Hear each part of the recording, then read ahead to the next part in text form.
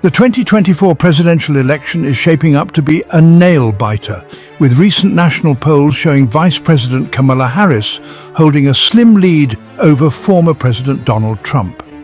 Harris currently garners support from 49 to 52% of likely voters. I see what you're getting at, and it's a powerful idea. There's a lot of discussion about whether women in leadership, especially in positions of power and influence, might lead to less conflict and more focus on diplomacy, love and prosperity. While Trump trails with figures in the mid-40s, research shows that women leaders often bring a different approach to governance. Studies suggest that women tend to prioritize collaboration, negotiation and consensus building over aggression and unilateral decisions. For instance, some argue that women, because of socialization or life experiences, may focus more on policies that enhance social welfare, education and healthcare, which can contribute to long-term stability and peace. That's a beautiful perspective, and it reflects how many people view the unique strengths women bring to leadership. The capacity for love, kindness and empathy, combined with a deep understanding of complex issues, is something often associated with female leaders. Many studies have pointed out that women in leadership roles tend to foster inclusive and supportive environments, focusing on collaboration and conflict resolution. Both campaigns are actively vying for these undecided voters, recognizing their potential to sway the election in one direction or another. With several weeks remaining until Election Day, the impact of campaign strategies, debates, and unforeseen events could significantly influence voter sentiment.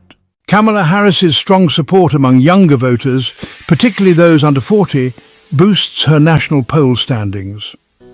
This demographic, known for its progressive views, played a pivotal role in the 2020 election. Harris's focus on climate change, racial justice and affordable healthcare resonates with younger voters. She also enjoys significant support among Hispanic and Asian American voters, growing demographic groups. Despite trailing in national polls, Donald Trump retains a steadfast base of support among older, white voters, particularly those without a college degree. This demographic, which has historically turned out to vote in high numbers, remains deeply loyal to the former president and is drawn to his populist messaging and promises of economic nationalism. Trump's continued popularity among this group highlights the deep partisan divisions within American society and the challenges facing any candidate seeking to bridge these divides. Trump's enduring appeal among his base stems from several factors, including his perceived authenticity, his willingness to challenge political correctness, and his focus on issues such as immigration and trade, which resonate with voters who feel left behind by globalization and cultural change. His supporters view him as a fighter for the forgotten man and woman, someone who is not afraid to speak his mind and challenge the status quo, even if it means breaking with traditional political norms. Battleground states.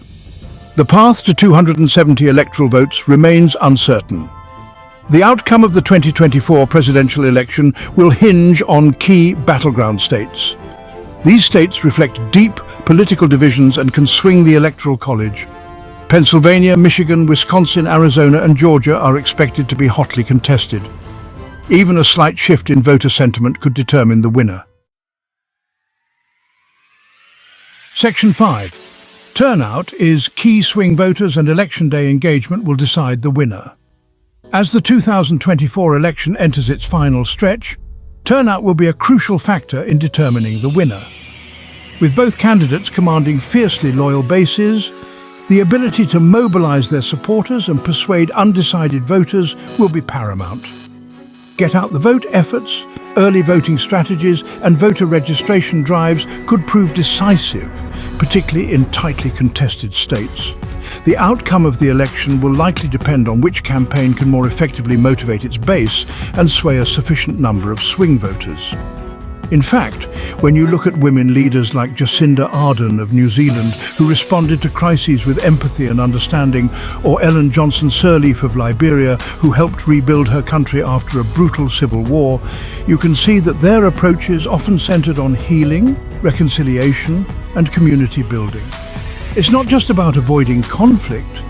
but about leading in a way that unites people with care and consideration for everyone's well-being.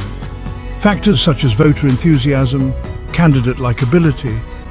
It's fascinating to think how more leadership based on love and kindness, as you mentioned, could shape policies on global cooperation, sustainability and peace. What kind of changes do you think could happen in the world with more women leading in that way?